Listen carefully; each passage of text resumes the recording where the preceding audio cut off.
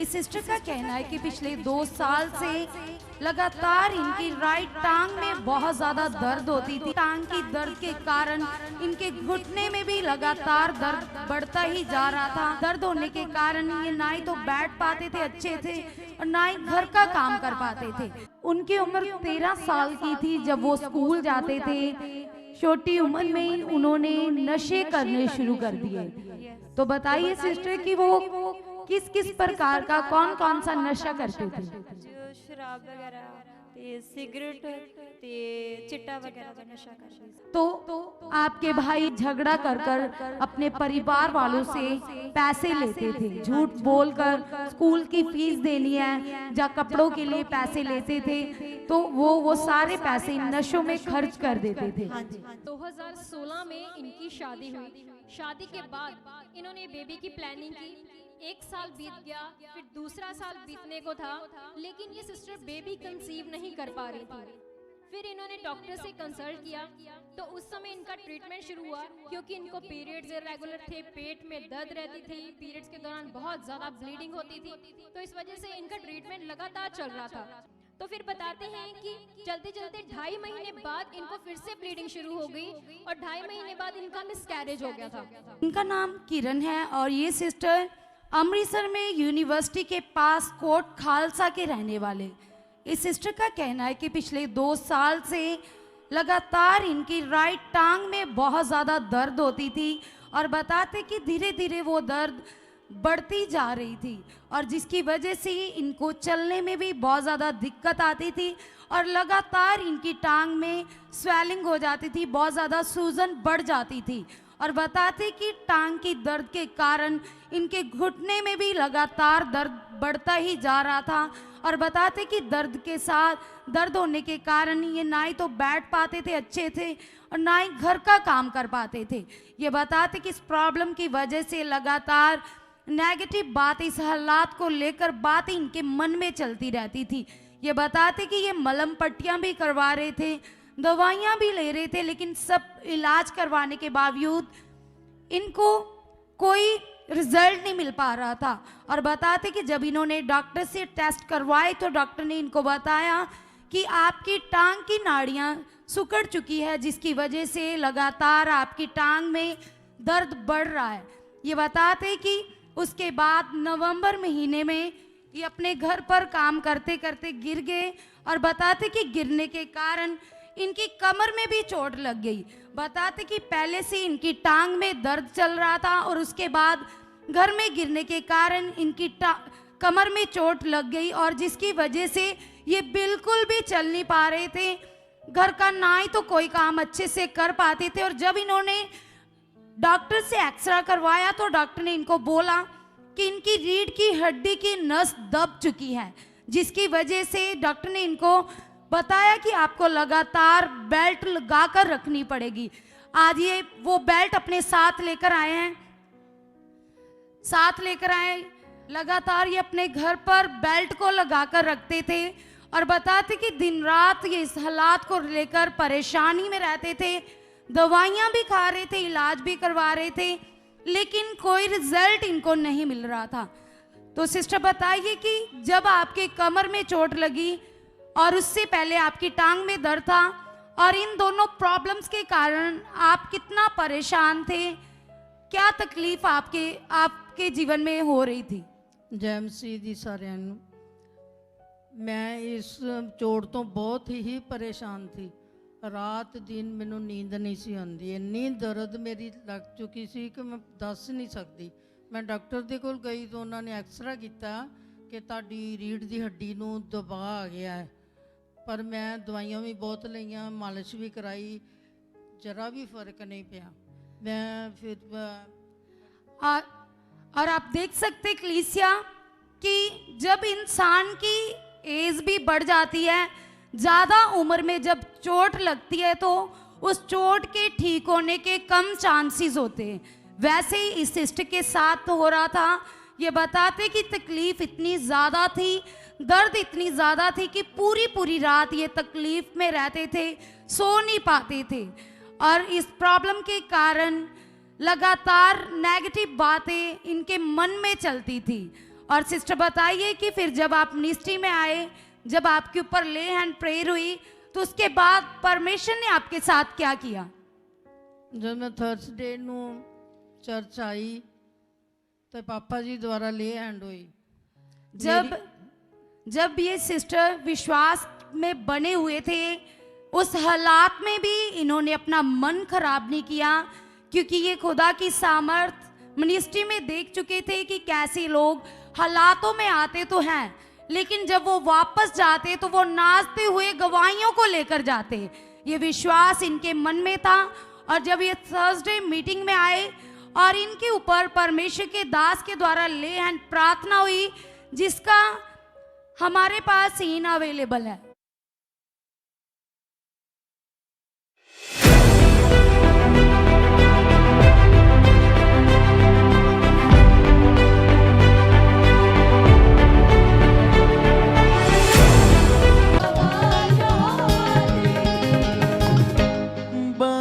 साल दे चरवाहे नू बादशाह बनौंदा, 12 साल दे चरवाहे नू बादशाह। उठो, देखो आगे देखो पूरा, देखो गिरने से रीढ़ की हड्डी दब गई थी। अब देखो ना कितने दिन सोई नहीं।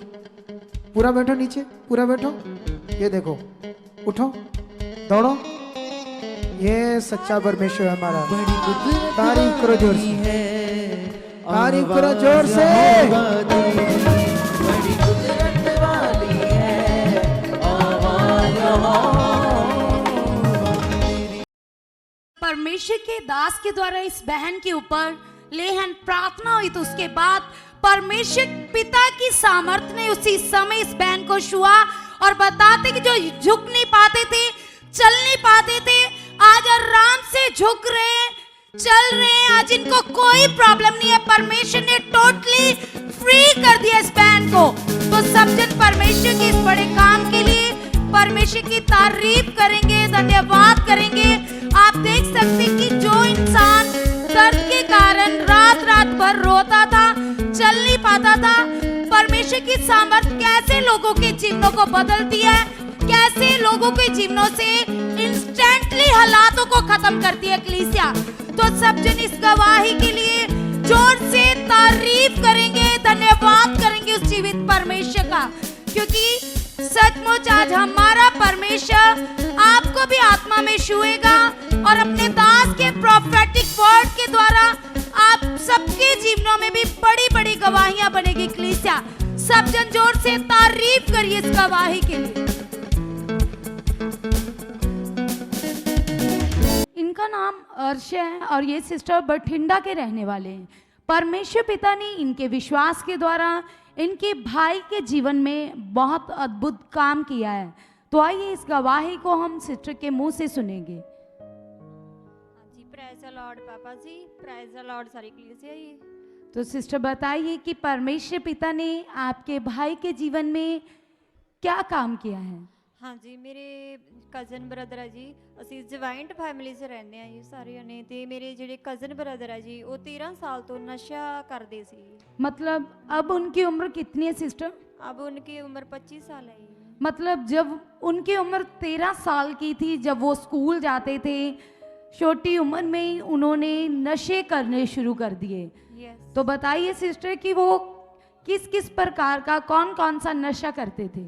जो शराब वगैरह ते सिगरेट ते चिट्टा वगैरह का नशा करते थे। चिट्टे का नशा करते थे, सिगरेट पीते थे, शराब भी पीते थे। हाँ जी। और सिस्टर आप ये बताइए कि जब आपके भाई मतलब बचपन में थे, 13 साल की उम्र में थे, तो उस समय उनके पास नशा करने के लिए पैसे कहाँ से आते थे? हाँ जी, असी साडे जिहड़ी फैमिली आ, मेरे पापा जी आ, वो खेती करते हैं जी। असी जट सिख फैमिली च बिलोंग करते हैं जी। तो आप एक जिम्मेदार परिवार हो, तो जो आपका इनकम सोर्स है मतलब खेती बाड़ी, तो आपके भाई आपने यहाँ लिखवाया कि झगड़ा कर कर अपने परिवार वालों से पैसे लेते थे, झूठ बोलकर स्कूल की फीस देनी है या कपड़ों के लिए पैसे लेते थे, तो वो सारे पैसे नशों में खर्च कर देते थे। हाँ जी। तो आपने यहाँ पर ये भी लिखवाया कि धीरे धीरे उनकी ये नशे की आदत दिन ब दिन बढ़ती ही जा रही थी। इसी कारण वो ज़्यादा पढ़ भी नहीं पाए। कितनी क्लास तक उन्होंने पढ़ाई की सिस्टर?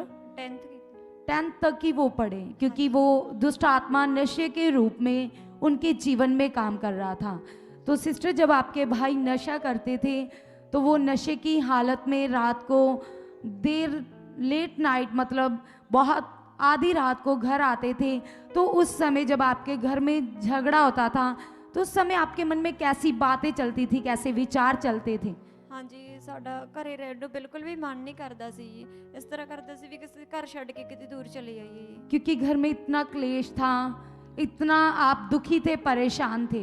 आप देख सकते कलीसिया की कैसे शैतान नशों के रूप में जवान बच्चों के जीवन में कैसे काम करता है और कैसे परिवार वालों को वो शैतान के द्वारा, मतलब सब परिवार को वो डिस्टर्ब करता है। तो आप देख सकते कि कैसे शैतान ने इनके भाई के जीवन में 13 साल का था जब इनका भाई उसी समय नशे के रूप में काम करना शुरू कर दिया। और आप समझ सकते हो कि जब नशे की हालत में इनका भाई आधी रात को घर आता था तो इनके घर पर बहुत ज़्यादा झगड़ा होता था। जब परिवार वाले इनके भाई से पूछते थे तो आपस में झगड़ा होता था और झगड़े के कारण ये परिवार वाले डिस्टर्ब हो चुके थे और दुष्ट आत्माएं इनके मन को लगातार खराब कर रही थी, क्योंकि उस समय ये परमेश्वर को नहीं जानते थे, परमेश्वर से दूर थे। और उसके बाद सिस्टर बताइए कि उसके बाद आपके भाई के साथ क्या हुआ? ਹਾਂਜੀ ਜੋ ਇਹ ਬਹੁਤ ਜ਼ਿਆਦਾ ਹੀ ਨਸ਼ਾ ਕਰਨ ਲੱਗ ਗਏ ਸੀ ਉਹ, ਤੇ ਇਸ ਦੇ ਕਰਕੇ ਉਹਨੂੰ ਕੀ ਅਸੀਂ ਇੱਥੋਂ ਕੱਢਣਾ ਚਾਹੁੰਦੇ ਹਾਂ ਜੀ। आपने नशे छुड़ाने के लिए हॉस्पिटल में भर्ती भी करवाया था? ਹਾਂਜੀ ਕਈ ਸੈਂਟਰਾਂ 'ਚ ਅਸੀਂ ਭਰਤੀ ਵੀ ਕਰਵਾਇਆ ਸੀ ਜੀ। मतलब बहुत बार आपने नशे छुड़ाने वाले केंद्र में अपने भाई को भर्ती भी करवाया था, लेकिन सब इलाज भी चल रहा था, सब प्रकार की कोशिशें चल रही थी, लेकिन आप परमेश्वर से दूर थे और इसी कारण वो सब कोशिशें असफल हो रही थी, ਹਾਂਜੀ क्योंकि आपके पास जीवते परमेश्वर का सही ज्ञान नहीं था। ਹਾਂਜੀ तो आप कब से प्रभु को जानते हो? ਹਾਂਜੀ ਅਸੀਂ 3 ਸਾਲ ਤੋਂ ਵੈਸੇ ਪ੍ਰਭੂ ਨੂੰ ਜਾਣਦੇ ਆ ਤੇ 1 ਸਾਲ ਹੋ ਗਿਆ ਜੀ ਇੱਧਰ ਆਉਂਦਿਆਂ ਨੂੰ ਸਾਨੂੰ ਜੀ। 3 साल से आप प्रभु यीशु मसीह में चल रहे हैं, लेकिन आपके पास परमेश्वर का वो सही ज्ञान, वचनों की वो सही समझ जिसके द्वारा सामर्थ प्रकट होती है, वो आपके पास नहीं थी। ਹਾਂਜੀ और आपने सिस्टर ये भी लिखवाया कि आपने अपने भाई को संगति चेंज करने के लिए, क्योंकि जो अपने फ्रेंड सर्कल को वो छोड़ नहीं रहा था, उससे दूर करने के लिए आपने अपने भाई को मलेशिया भी भेजा। ਹਾਂਜੀ तो वहां पर जाकर भी आपके भाई ने नशे नहीं छोड़े ਨਹੀਂ ਜੀ, ਦਿਨ ਬ ਦਿਨ ਨਸ਼ਾ ਵੱਧਦਾ ਜਾ ਰਿਹਾ ਸੀ। और वहां पर आपने ये भी लिखवाया कि जो आपके भाई पैसे कमाते थे वो सारे पैसे नशे में उजाड़ देते थे। और 1 साल से आपके भाई मलेशिया गए और 1 साल से उन्होंने कोई पैसा घर नहीं दिया, सारे पैसे नशों में उजाड़ रहे थे। ਹਾਂਜੀ नेगेटिविटी उधर उनके जीवन में काम कर रही थी, ਹਾਂਜੀ लेकिन आप उसके लिए विश्वास कर रहे थे, प्रेयर कर रहे थे। ਹਾਂਜੀ तो सिस्टर, फिर आपके भाई के जीवन में परमेश्वर की सामर्थ्य ने कब और कैसे काम किया, बताइए। ਹਾਂਜੀ ਅਸੀਂ 30/10/2022 ਨੂੰ ਉਹਨਾਂ ਦੀ ਫੋਟੋ ਤੇ ਲੇ ਹੈਂਡ ਪ੍ਰੇਅਰ ਕਰਵਾ ਕੇ ਗਏ ਸੀ ਜੀ ਪਾਪਾ ਜੀ ਤੋਂ। ਜੀ। ਤੇ ਉਸ ਦਿਨ ਤੋਂ ਬਿਲਕੁਲ ਆਜ਼ਾਦ ਆ ਜੀ ਨਸ਼ੇ ਤੋਂ। हम तारीफ करेंगे परमेश्वर के इस बड़े काम के लिए। आप देख सकते कलीसिया कि कैसे परमेश्वर ने जब इन्होंने फोटो के ऊपर प्रार्थना करवाई तो कैसे खुदा की ग्रेस उस जगह पर काम की और कैसे उस लड़के का जो 12 साल से दिन रात नशा कर रहा था, कैसे परमेश्वर ने उसके मन को बदला। और बताइए सिस्टर, कितना समय हो चुका है कि आपके भाई ने कोई नशा नहीं किया? 2 मंथ हो गए जी, वो बिल्कुल फ्री आज नशे तो। तारीफ करेंगे इस बात के लिए, जो लड़का दिन रात नशा करता था, नशे के बिना एक दिन नहीं रह सकता था, आज 2 महीने हो चुके हैं। खुदा की सामर्थ के द्वारा इनका भाई पूरी तरह से फ्री हो चुका है, आजाद हो चुका है। परमेश्वर ने टोटली इनके भाई के मन को बदल दिया और आज वो अपनी सैलरी अपने घर पर भी डाल रहे हैं।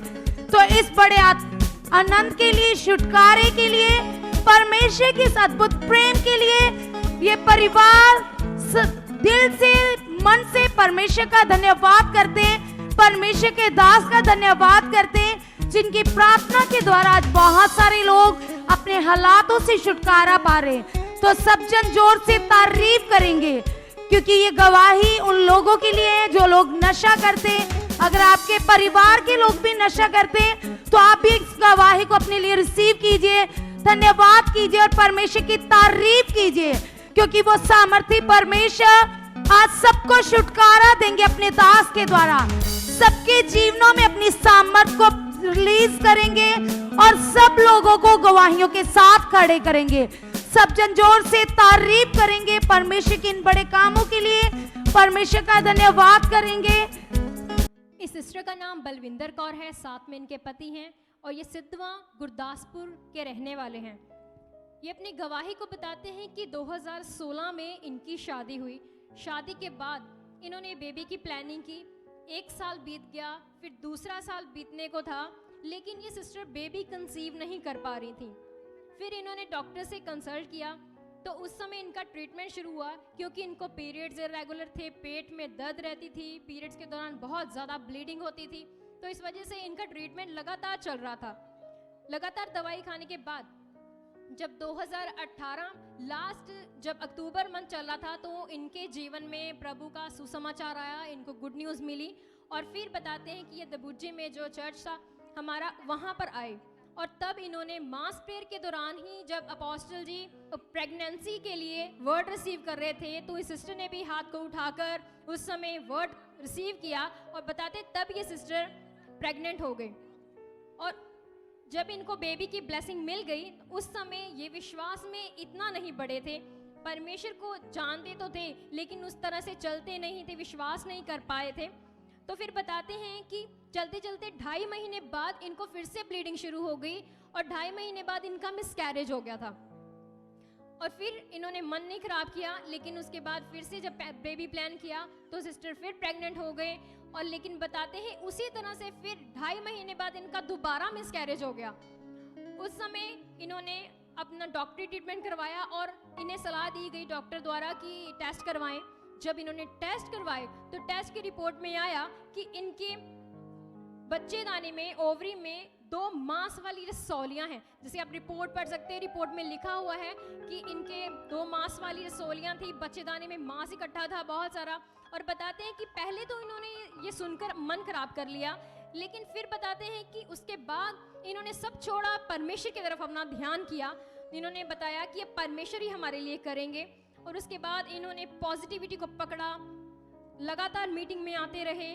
और फिर जब परमेश्वर ने इन्हें अप्रैल 2022 में ब्लेस किया बेबी से, बताते हैं कि उस समय इन्होंने मन से विश्वास किया, पूरी तरह परमेश्वर के बन गए, पॉजिटिव प्रेयर खुद करते थे और अपना मन अच्छा किया इन्होंने। और बताते हैं कि ऐसे चलता रहा, दवाइयों से मन हटाया, डॉक्टरों से मन हटाया अपना, परमेश्वर की तरफ जब इनका पूरा मन लगा तो इनकी जो प्रेगनेंसी टाइम था अच्छा बीता। और बताते हैं कि ऐसे चलते चलते फिर परमेश्वर ने 30 दिसंबर 2021 को इन्हें बेबी बॉय के साथ ब्लेस किया है। इस ब्लेसिंग के लिए ये परमेश्वर का दिल से धन्यवाद करते हैं। परमेश्वर ने इनकी रसोलियों को गायब किया, इन्हें बेबी से ब्लेस किया और इस बड़ी गवाही के लिए ये दिल से परमेश्वर का धन्यवाद करते हैं। हाथों को उठाते हुए जोरदार परमेश्वर की तारीफ करेंगे, तारीफ करेंगे परमेश्वर की इस बड़ी गवाही के लिए।